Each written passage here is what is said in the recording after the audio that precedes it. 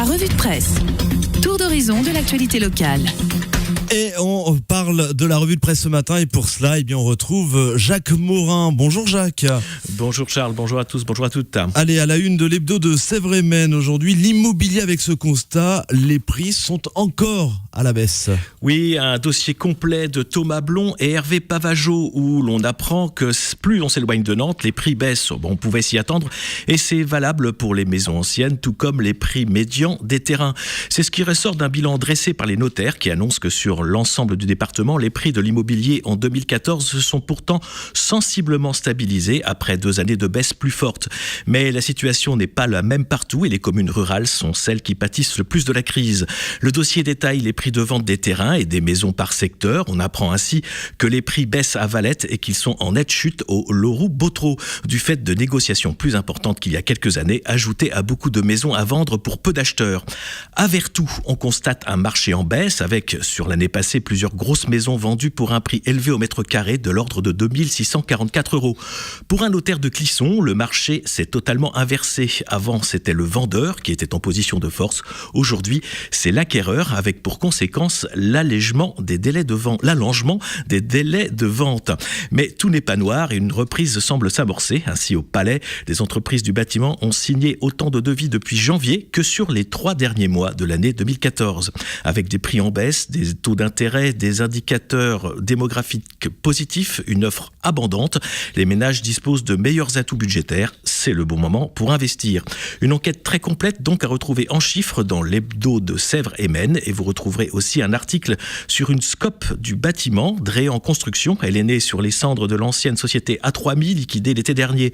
9 salariés sur les 11 se sont constitués en SCOP et implantés à Vertou. Depuis, 5 maisons ont été livrées et donc facturées. L'entreprise est sur le marché du moyen haut de gamme qui connaît une progression de 10%. L'égalité des chances à l'école, on en parle et on en débat d'ailleurs régulièrement, Jacques. Oui, et c'est pourquoi Bigre s'est intéressé aux dispositifs mis en place par l'État, les collectivités et le monde associatif pour favoriser l'égalité des chances à l'école. Cet ascenseur social qui laisse malheureusement encore des enfants sur le carreau. Elsa Gambin est allée interroger Tristan Poulawek, maître de conférences en sociologie à l'Université de Nantes, chercheur au Centre nantais de sociologie qui dépend du CNRS. Pour lui, les enseignants doivent reprendre la main sur leur métier avec la collaboration des chercheurs et en obtenant des moyens suffisants avec de la formation continue et l'expérimentation, comme cela se pratique au collège La Durantière de Nantes, où les préparations de cours sont testées et critiquées collectivement entre professeurs. Le chercheur pointe une école française qui va mal, avec des inégalités scolaires qui durent et un accès au savoir bloqué. Ainsi, un élève dont le père est enseignant a 14 fois plus de chances d'obtenir le bac que celui dont le père est ouvrier. Ça ne change pas.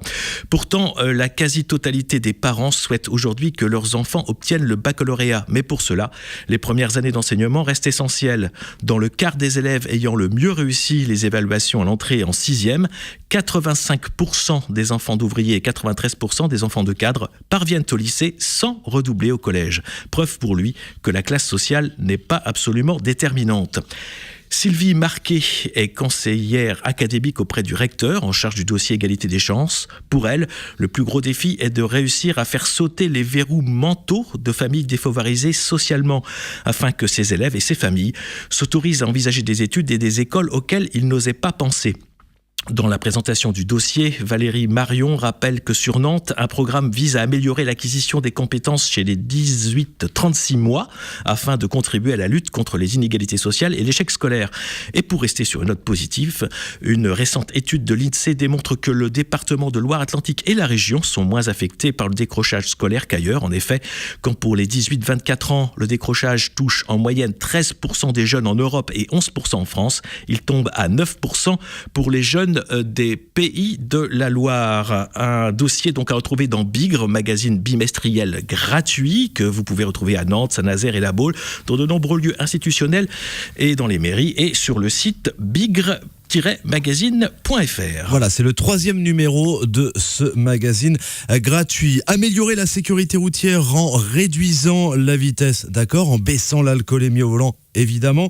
Et pourquoi pas en plantant des arbres au bord des routes, Jacques? Oui, c'est ce que propose le CEREMA, le Centre d'études et d'expertise sur les risques, l'environnement, la mobilité et l'aménagement. Ces ingénieurs français planchent depuis une quinzaine d'années sur l'utilisation du paysage pour modifier le comportement de l'automobiliste. Néanmoins, leur proposition n'a pas été retenue dans le nouveau plan de sécurité routière annoncé par le ministre de l'Intérieur, Bernard Cazeneuve, le 26 janvier. C'est Terra Eco, magazine basé à Nantes, qui nous fait cette découverte sur son site dans un article signé Amélie Mouget. On y apprend qu'un rapport du CEREMA tend à démontrer que les arbres jouent un rôle crucial pour rendre le parcours lisible à l'automobiliste en lui indiquant une intersection, une différence de dénivelé ou encore une entrée d'agglomération. Ils permettent ainsi d'éviter des accidents puisque 3 défaillances de conducteurs sur 4 sont dues à un mauvais prélèvement et traitement d'informations. Ainsi, une expérience est en cours dans le côté de Norfolk, ça c'est dans l'ouest de l'Angleterre. On a planté des allées d'arbres en réduisant progressivement leur espacement. L'automobiliste a ainsi la sensation d'accélérer. On a aussi planté les arbres en auto-noir à l'entrée du village. Ça donne l'impression d'un rétrécissement de la chaussée qui pousse le conducteur à adapter sa conduite.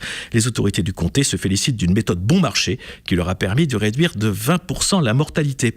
Néanmoins, les arbres d'alignement font les frais du risque d'accident, car il est vrai aussi qu'en cas d'accident, justement, abattre un arbre, c'est une mesure visible et médiatisable, beaucoup plus que de replanter les platanes. Pour tout savoir sur ce sujet, c'est donc sur terraeco.net, le site du magazine Terra Eco, dont un hors-série là, vient de sortir. Une boucherie au service de ses clients depuis 70 ans. Pour cela, on file dans le nord du département, du côté de Châteaubriand. Oui, l'éclaireur démarre cette semaine une série sur les entreprises locales familiales. Quelle est leur histoire, comment elles ont évolué et comment elles voient l'avenir. C'est une boucherie présente dans le centre-ville depuis 1974 qui inaugure cette série. Guy Hamon a commencé à 16 ans comme apprenti boucher chez ses parents. Son père avait repris le magasin en 1946 et le 1er juillet 1980, Guy prenait sa succession plutôt qu'aller ailleurs, car reprendre le magasin, c'était une affaire de cœur. À 59 ans, Guy Hamon commence à penser à sa succession. Pour lui, pas de doute, une boucherie dans un centre-ville, c'est une affaire viable. Un portrait à retrouver dans l'éclaireur et un prochain portrait la semaine prochaine. Et pour terminer, à la une du courrier du Pays de Ré, l'intensification des contrôles routiers et dans l'écho de la presqu'île, un dossier sur les polémiques nées des inondations de l'an dernier. Et voilà Charles, c'est tout pour cette semaine. Effectivement, c'est tout. Rendez-vous dans vos kiosques à journaux ou sur Internet pour découvrir tous ces articles et ces dossiers évoqués par Jacques à l'instant dans la revue de presse. Merci beaucoup Jacques. Au revoir. Merci.